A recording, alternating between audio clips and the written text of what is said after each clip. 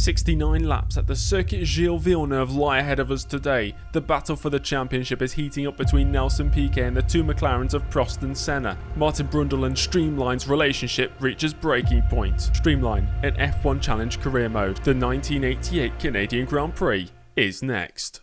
Hey guys, welcome back to Streamline. I'm sorry it's been a while since the last episode, just over 2 weeks, but we are back today with the Canadian Grand Prix, round 5 of the season. The Circuit Gilles Villeneuve, circuit length just over 4 kilometres, and that's in miles, just under 3 miles, 69 laps ahead of us today. And once again, no rain on the radar. I don't think we've seen any rain so far this season in practice qualifying or the race, and it remains the same here today. Constructors' Championship, McLaren lead the way ahead of Ferrari. Lotus slowly slipping down. They're really a one-man team with Nelson Piquet still in the Drivers' Championship lead. And we've got something interesting today.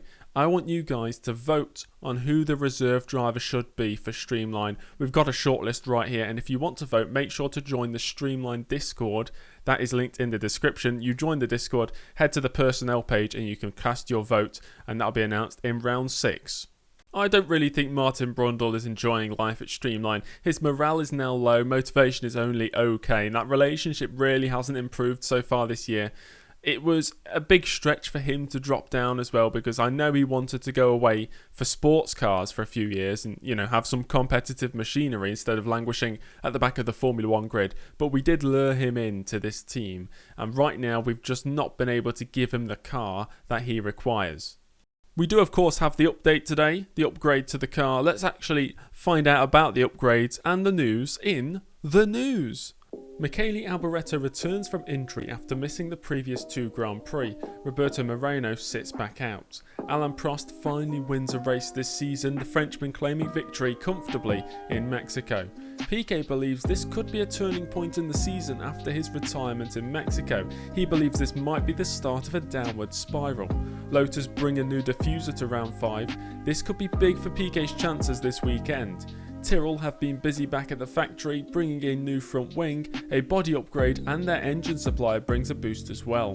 Zaxbyt bring their one and only upgrade for this season, investing in a new front wing, rear wing, and shaving weight off the car. March introduce a tidy upgrade to the body, their 3rd upgrade this season and reportedly their last. Streamline have introduced a large body upgrade. Minardi bring a new rear wing for the Canadian Grand Prix. Ferrari have introduced a major list of upgrades, bringing a new rear wing, new diffuser, better weight and a body upgrade. Coloni have brought a small diffuser upgrade, Eurobrun have done the same, and Ford have introduced a small power gain to all of their customer teams. Once again, a whole host of upgrades up and down the grid, and our car overall is now up to 65, but as you can see, it's still 17th best on the grid, and that's purely because everybody else has been upgrading as well. Ferrari have closed the gap massively to McLaren. McLaren's overall is 93, Ferrari's 89. That's mainly down to the engine rather than the actual chassis of the car. Let's have a look at the mail. Barry Goodman sending this mail on the 1st of June. As you would have already seen, I have sent you a list of potential candidates for the reserve driver seat. Many of these drivers have substantial experience, but there are also a few drivers on the list with great potential. I want you to discuss this with your team and get back to me in the next few weeks. I expect to make a decision about this before the British Grand Prix at the latest. Get to work. And you guys are the team, of course, so like I said, make sure to join the Discord down in the description and you can cast your vote. We should hopefully make that decision before the British Grand Prix, maybe for the Detroit Grand Prix. One of those drivers on the shortlist, Martin Donnelly, has sent us a mail on the 5th of June. My name is Martin and I am currently racing in British Formula 3. I've heard you are looking for a reserve driver and I would love to put my name forward. During the back end of this year, I will be competing in F3000 with Eddie Jordan's team, so be sure to monitor my performances. Mr. Goodman has already been in contact with me, so I assume you are aware of my position. I look forward to hearing from you soon. He's a potential candidate. I think he's quite a popular candidate already based on the votes that have already been cast in the Discord. So Martin Donnelly is a real possibility. We do, of course, have Martin, another Martin, on board already. Martin Brundle on the 10th of June saying, I have been briefed by Matt Hughes, of course, our chief designer, or technical director, not sure which, and he says we have the new upgrade this weekend. I know I am here for the long haul, but I've got to say that uncompetitive machinery is incredibly demotivating. I was lured into this project with promises about performance, but I am really not sure I can stick out the full season without big improvements in our car performance. Martin Brundle has completely switched around from the beginning of the season when he was full of hope and optimism. He's now really struggling to get to grips with this, and he's kind of probably hating himself for staying with this sport in a back-end machinery instead of going to sports car in good machinery. Finally, Matt Hughes has sent us a mail on the same day as Martin Brundle did. It is here. After over a month of our team in the factory working tirelessly, we have our new body upgrade. Fantastic news, right? Wrong. Sadly, I have noticed that the competition has also pulled ahead in the intervening time, and all of our hard work has meant we are in the exact same position in the team performance charts. What we need is heavy investment and more staff. I guess there's no easy way to achieve this. Sadly, he is right. There is no easy way to achieve this. As the seasons go on and more sponsors invest in our car and our team, then hopefully we can move forwards. And speaking of sponsors, this is our sponsor list so far. We still have 4 races on the contract with Toshiba and Rexona. Hopefully we can extend them to the end of the season, and hopefully we can still find more sponsors interested on the body side, left and right or front and rear. There's 2 spaces open. Bailey McIntosh has been reviewing the 1988 Mexican Grand Prix, and he's got quite a few spelling mistakes in this one, so just excuse that. Mexico was another twist in the season, with championship leader Piquet being left stranded on the grid with an electronic issue. Brazilian counterpart Ayrton Senna then suffered his own slice of cruel fate and retired early on. This left Alain Prost to take home his first victory of the season. We also saw Derek Warwick score his first points this year, but he still seems to be miles behind his teammate Eddie Cheever. Nigel Brook from Uni Motors says, not cut out for Formula 1, he's referring to the drivers at Tyrrell. I've been closely monitoring the situation at Tyrrell. It was already a strange move recruiting Julian Bailey into the team to start with. When he inevitably got injured in San Marino, he was replaced by Hub Rothengatter.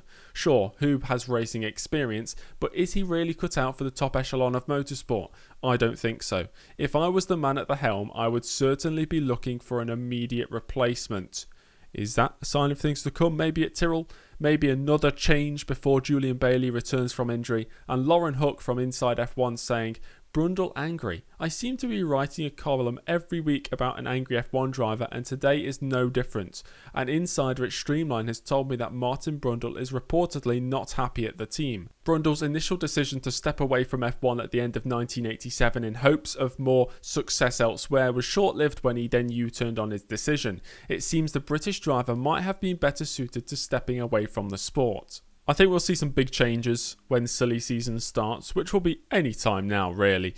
But let's have a look at what happened for pre-qualifying for the Canadian Grand Prix. Pre-qualifying was underway, and Gabriele Tarquini was the first driver to set a time and go fastest. You got this, mate. Take it easy, you'll make it. So Martin Brundle heads out on circuit for Streamline and starts his first lap. First lap, focus. Focus is the call from the race engineer, and that's exactly what Brundle does, down towards the line, a very respectable time. Really good lap. To be fair, that might just get us through. And it might be good enough to get us through just with that lap, but Brundle goes again for another lap, slightly slower. Second lap was slower, so box. Brundle boxes, and Leroy and Modena head out, but they can't beat Brundle or Tarquini's time, and Alex Caffey goes out, only 5th fastest at the moment. Let's have a look at the final results of the session. Gabriele Tarquini fastest, Brundle 7/1000th behind him. Then it's the 2 Eurobruns, Modena ahead of Leroy, and Alex Caffey in the Dallara failing to pre-qualify for potentially the first time this season. So the top 4 march on to the real qualifying session. I think the biggest shock there is Alex Caffey not qualifying for the main qualifying session. Speaking of, let's check out what happened in the main qualifying session. The qualifying session was underway, and just like in the previous round, René Arnoux was the first to go out and set a fast lap. Then Yannick Dalmas in the Larousse went slightly quicker. The times were tumbling as the session was progressing. Next up, Derek Warwick in the Arrows takes first place, so everybody's getting their slice of the pie today. Johnny Herbert in the Lotus, still filling in for Nakajima, goes to the top step. And then the Ferrari of Michele Alboreto on his return to the sport after injury at San Marino. He goes first, but that's quickly beaten by Ayrton Senna as overcast conditions came across. The objective is just to qualify, so nice clean laps from you. Good time, 27.6, go again. Martin Brundle setting some good times early on. This one's a stunning lap. Fantastic improvement, good job mate, bring it in. Martin Brundle already into the 26s and into the 24s or 23s, I think. Alain Prost to the top step of qualifying. And here's Maurizio Gugelmin coming out the pits heavily into the wall, both walls, and he's going to be missing out on the race due to injury as Senna retakes pole position. He wasn't in the pits on his lap, of course. Luis Perez Sala, the same sort of thing as what happened to Gugelmin. Straight off into the wall, he's injured for this race as well. Okay Martin, big push now. As Brundle in the Streamline now starting his fastest lap in qualifying. The overcast conditions have sort of gone now, they've passed, and nice blue skies with a selection of varied clouds throughout the sky currently cover the circuit. But Brundle, he sort of likes the circuit, he quite likes it. He can really attack these curbs on this layout of this circuit as well. Canada hasn't really been updated since it came on the calendar as far as I'm aware. It came on the calendar, I think, back in the 1970s, maybe 78, something around there. It was renamed Circuit Gilles Villeneuve after Gilles Villeneuve passed away back in 1982.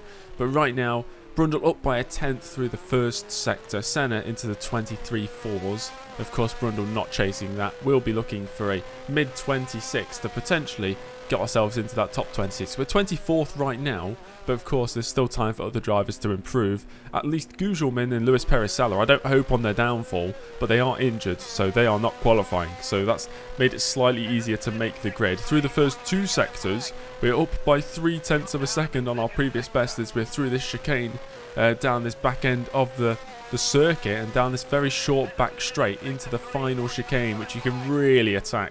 It's really open across both curbs and down towards the line. Martin Brundle, what time can he get on the board? It's a 1:26.6 and that's 20th right now. Fantastic effort, good job. Fantastic job by Brundle and fantastic by Prost, who takes pole position right at the end. It's time for the main event, the 1998 Canadian Grand Prix coming right up.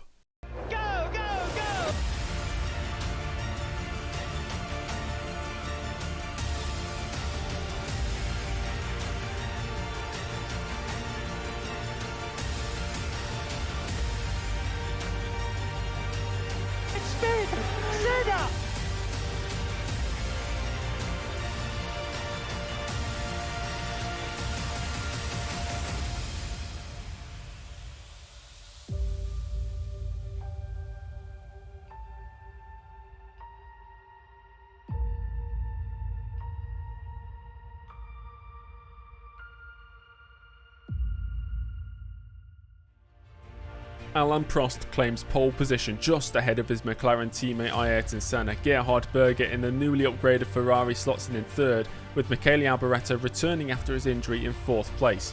Mansell in the lead Williams ahead of championship leader Nelson Piquet.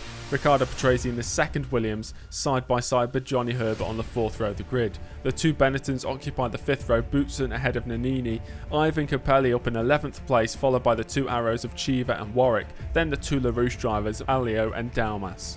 A big shock is Jonathan Palmer and Hub Rothinger to make the grid for Tyrrell. René Arnoux only manages 18th and Martin Brundle in the newly upgraded Streamline 19th place. Johansson, who failed to qualify for the first race of the season, qualifies in 20th here today, ahead of Martini in the Minardi, Gabriel Tarquini 22nd in Coloni, Philip Strife in the only AGS in 23rd place, and Larini making the grid again in 24th.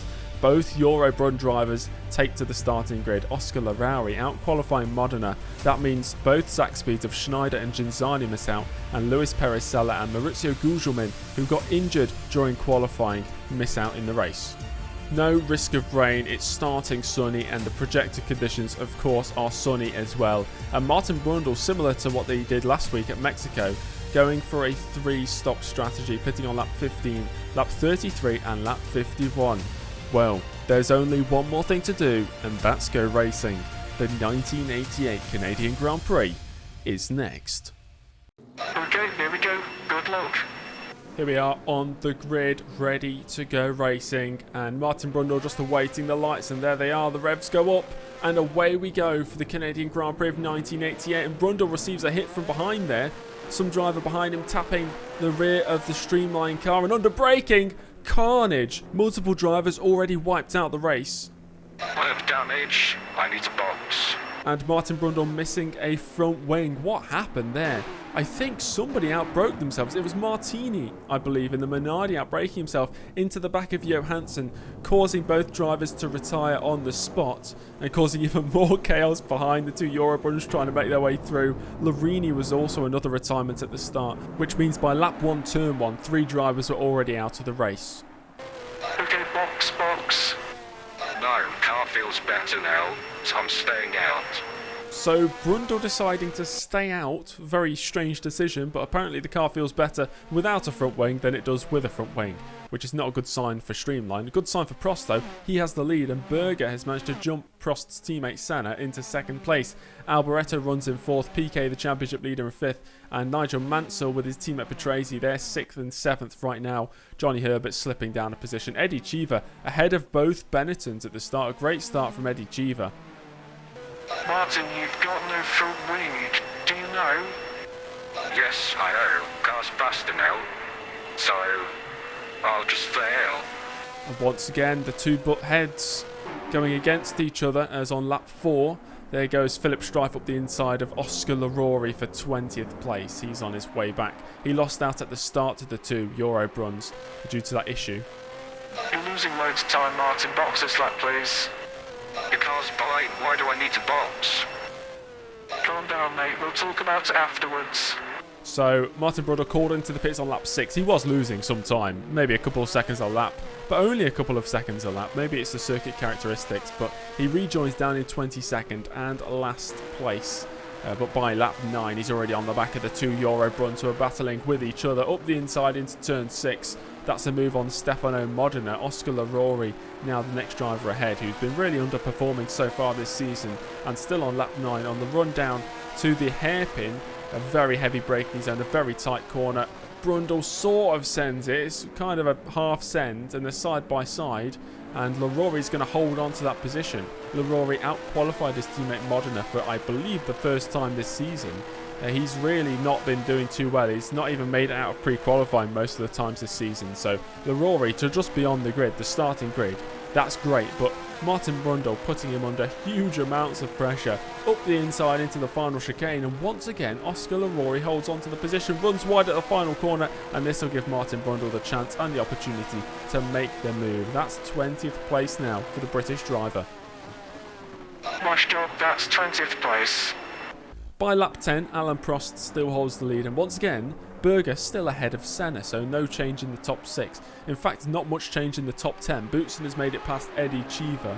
We're currently looking at Gabriel Tarquini, who drives for Coloni. He's in 16th place right now. We still have 22 drivers remaining this race, so 4 retirements in the first 10 laps of this one. Alessandro Nannini in the Benetton, only 11th place. He's still stuck behind Eddie Cheever, so no change in the positions there.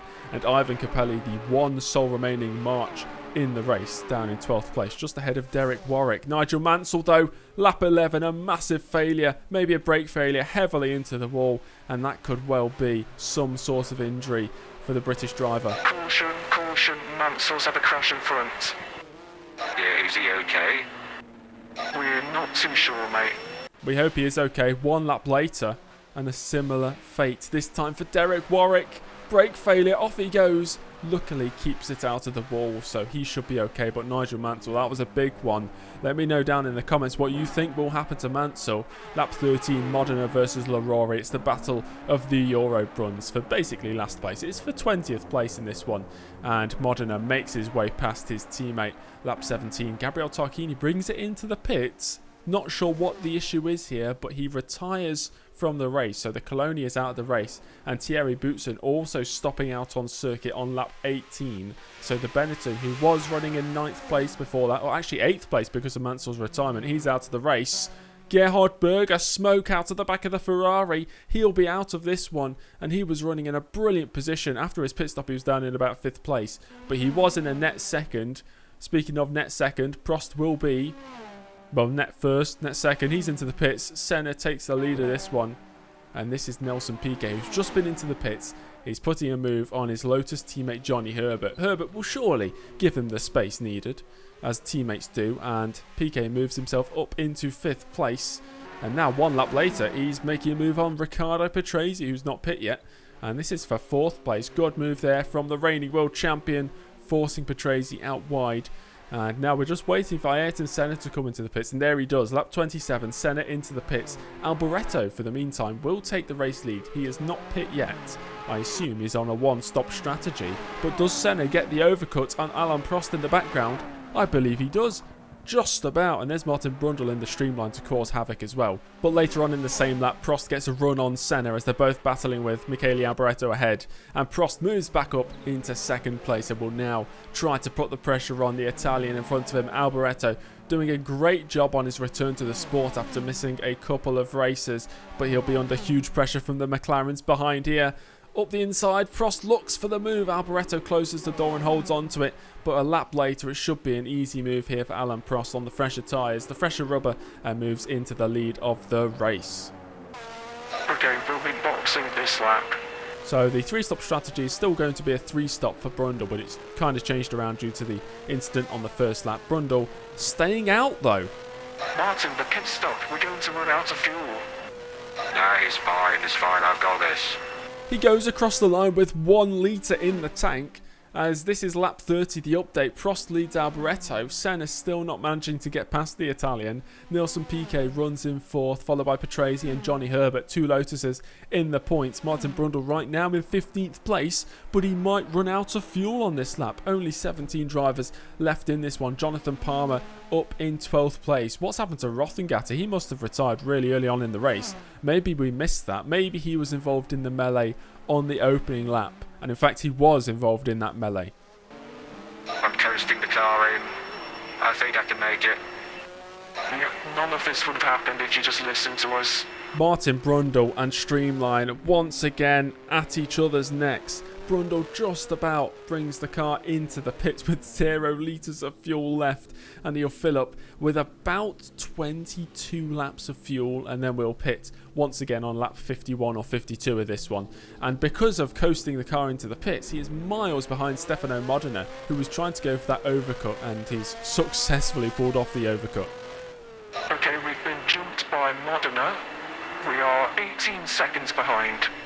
Not good. Alain Prost into the pits, and Senna was actually trying to shape for a move there. So Senna takes the lead once again, as this is Yannick Dalmas in the LaRue stopping on the exit of the hairpin. That's strange. And Ayrton Senna, the race leader, unsighted, runs into him. Senna loses his front wing, and if Senna was going to make that overcut work, it's not going to work now. He has to repair the car. He's going to lose so much time in the pit lane here. Lap 43, the race leader, the Brazilian, brings it into the pits. He was hoping for a return to the top step of the podium here, and Prost, who won in Mexico after his teammate retired, is once again going to take the race lead here, and Senna will be furious with that.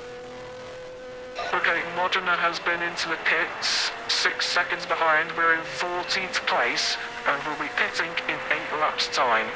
Can Martin Brundle pull out enough of a gap to perform the overcut on Stefano Modena? It's Streamline versus Eurobrun today.